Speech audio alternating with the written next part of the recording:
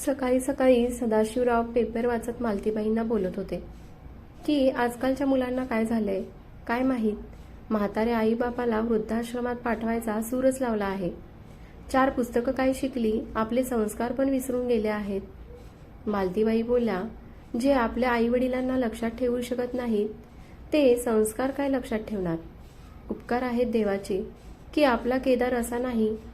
केदार मुंबईमध्ये असतो आणि सदाशिवराव आणि मालतीबाई गावी राहतात. दारावरची बेल वाजली. सदाशिवराव म्हणाले, आता कोण आलं असेल. मालतीबाईंनी बघायला सांगितलं. दारात पोस्टमन होता. केदारची चिठ्ठी आली होती. मालतीबाई गडबड करत म्हणाल्या, लवकर वाचा ना, काय म्हणतोय केदार. चिठ्ठीत लिहिलं होतं की सध्या व्यवसायात थोडं नुकसान चालू आहे. पैशांची सुद्धा अडचण आहे. त्यामुळे मी खूप अडचणीत आहे. कामाचं पण खूप प्रेशर आहे. त्यामुळे तुम्ही आता इकडे येऊ नका. जेव्हा सगळं सुरळीत होईल तेव्हा मी तुम्हाला बोलवून घेईन. चिठ्ठी वाचून झाल्यावर मालतीबाईंनी हात जोडले. हे परमेश्वरा, माझ्या मुलाची काळजी घे.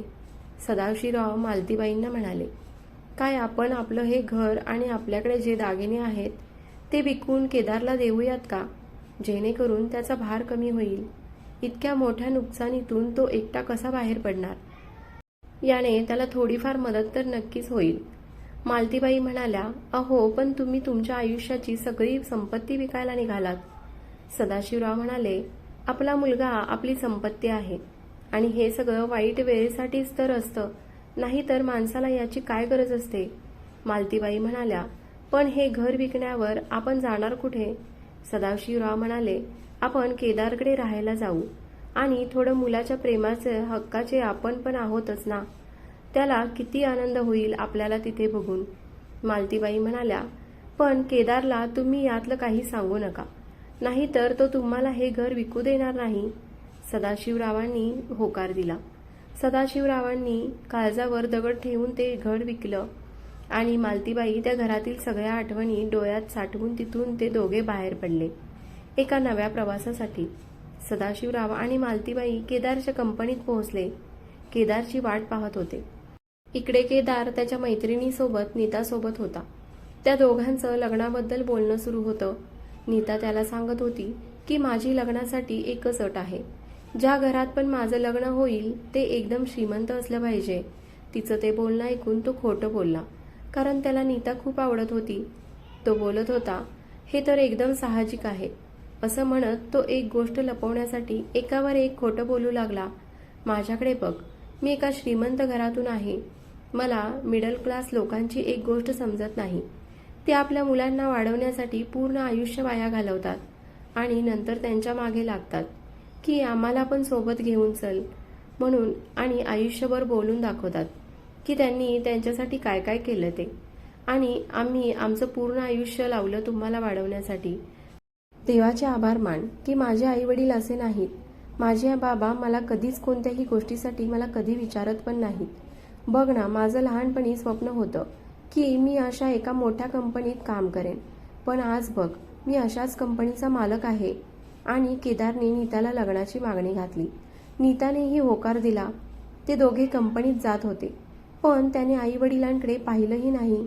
मालतीबाई आणि सदाशिवराव तिथेच उभे होते. केदारला बघून त्यांना खूप आनंद झाला आणि सदाशिवराव केदारच्या मागे निघाले. केदार केबिनमध्ये नीतासोबत बोलत होता. नीता बोलत होती, तू इतक्या कमी वेळात खूप काही मिळवलं आहेस. केदारने नीताचा हात हातात घेतला आणि म्हणाला, आयुष्यात एकच गोष्टीची कमी होती, तुझी. आज ती पण मिळाली. इतक्यात सदाशिवराव केबिनमध्ये आले आणि त्यांनी केदारला मिठीच मारली. केदार त्यांना मिठी मारायलाही तयार नव्हता. नीताही केदारला त्यांनी मिठी मारलेलं बघून विचारू लागली की हे कोण आहेत. केदारने बेल वाजवली आणि ऑफिस बॉय तिथे आला. केदारने सदाशिवरावांना बाहेर घेऊन जायला सांगितलं. ऑफिस बॉय त्यांना हाताला धरून बाहेर घेऊन जात होता आणि सदाशिवराव केदार केदार करत होते. तेव्हा नीता विचारू लागली की कोण आहेत हे. केदारला काय बोलावं काही सुचत नव्हतं. त्यांनी सांगितलं की घरातील नोकर आहे आणि ते शब्द सदाशिवरावांच्या कानावर पडले. ते काहीच न बोलता त्यांनी एक नजर केदारकडे पाहिलं आणि ते तिथून बाहेर पडले. नीता त्याला विचारत होती, नोकर आहे तर ते तुला बेटा म्हणून का हाक मारत होते. केदारने तिला सांगितलं, की लहानपणापासून ते आमच्याकडे काम करतात, म्हणून नीतालाही ते खरं वाटलं. ती म्हणाली, मला माहीत आहे तू एक चांगली व्यक्ती आहेस, पण नोकरांना नोकराच्या जागीच ठेवलं पाहिजे. केदारच्या चेहऱ्यावरचा रंगच उडाला होता.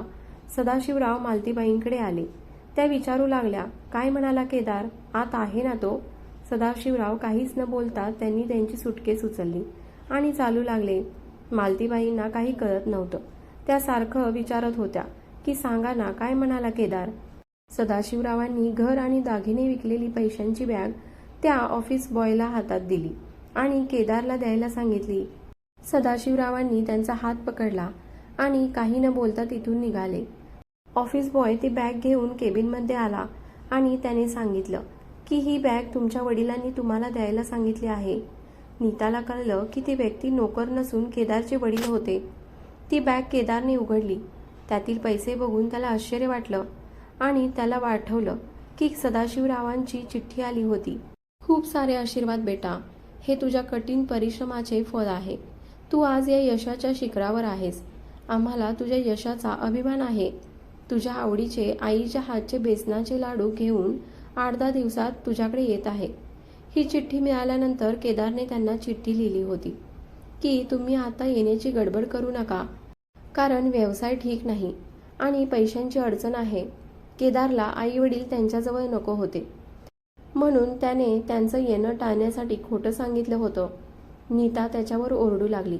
ती केदारला म्हणाली, बस कर केदार, मी एक श्रीमंत घराण्याची अपेक्षा ठेवली होती, पण तुझ्यासारख्या खोटारड्या मुलाची नाही. तुला कळतंय का तू काय केलं आहेस? त्यांनी पूर्ण आयुष्य वाया घालवलं तुझ्यासाठी आणि तू त्यांना नोकर म्हणतोस, ज्यांनी तुझ्यासाठी एवढं सगळं केलं. तू त्यांचा झाला नाहीस तर माझा काय होणार? लाज वाटली पाहिजे तुला. आणि नीता रागाने निघून गेली. मालतीबाई सदाशिवरावांना एक प्रश्न विचारत होत्या, काय म्हणाला केदार? तेव्हा सदाशिवरावांनी सांगितलं की तो मला नोकर म्हणाला. तो आपला मुलगा असू शकत नाही. मालतीबाईंना विश्वासच बसत नव्हता की केदारने सदाशिवरावांना नोकर म्हटलं. त्यांच्यावर दुःखाचा डोंगर कोसळला होता. मालतीबाई विचार करत होत्या, हे शब्द त्याने कुठे शिकले? ही असली शिकवण तर मी त्याला कधी दिली नाही. एक तर माझा मुलगा बदलला होता, नाही तर माझी शिकवण विसरला होता. इतके वर्ष तो आमच्यापासून दूर असून पण आमच्या जवळ होता आणि आज इतक्या जवळ असून पण खूप लांब. केदार नीताच्या मागे धावत होता. माझं एकदा ऐकून तर घे. नीता रागातच त्याला म्हणाली, काय ऐकून घेऊ तुझं? ज्यांनी तुझं बोट धरून तुला चालवायला शिकवलं, तुला खांद्यावर बसवून जग दाखवलं.